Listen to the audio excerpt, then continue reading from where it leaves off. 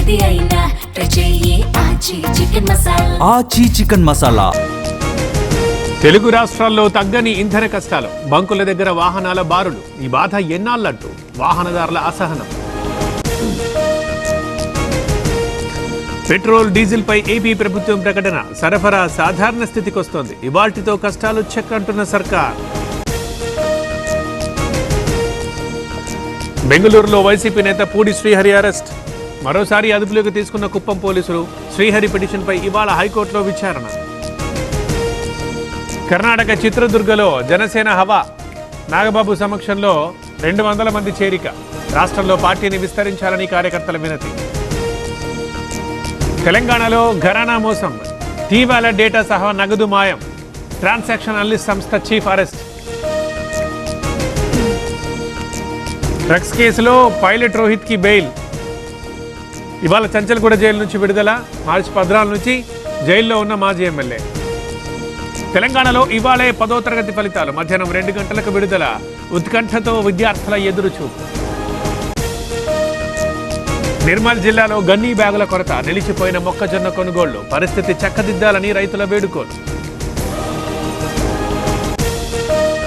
నారాయణపేట జిల్లాలో పెళ్లింట విషాదం. ధన్వాడలో చెట్టుకు ఊరేసుకున్న వరుడు. దర్యాప్తు ప్రారంభించిన పోలీసులు.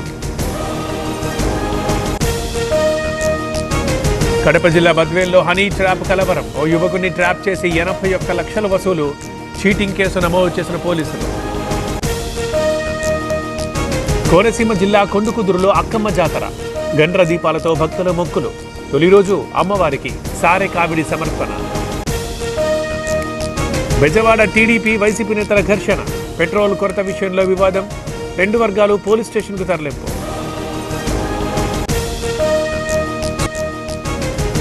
విశాఖ ఎక్స్ప్రెస్ రైల్లో దారుణం. వివాహితపై కామాంధుడి లైంగిక దాడి. దర్యాప్తు ప్రారంభించిన రెంటచింతల పోలీసులు. బెంగాల్లో జోరుగా తుది విడత పోలింగ్. 142 స్థానాల్లో సాగుతున్న ఎన్నికలు. ఓట్ల కోసం బారులు తీరిన ప్రజలు. పోలింగ్కి 41,000 కేంద్రాల ఏర్పాటు. హింసకు తావు లేకుండా ఈసీ చర్యలు.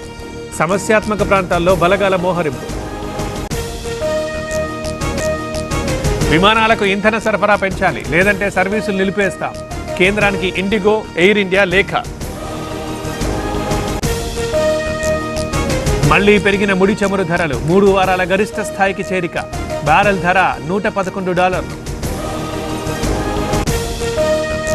పంజాబ్ పై రాజస్థాన్ రాయల్స్ విజయం. 6 వికెట్ల తేడాతో అపూర్వ విజయం. ఈ సీజన్లో పంజాబ్ కి తొలి ఓటమి. వివాదంలో Rajasthan Royals captain. Dressing room లో సిగరెట్ కాల్చిన పరాగ్. బీసీసీఐ కంప్లైంట్ తో పోలీసుల దర్యాప్తు.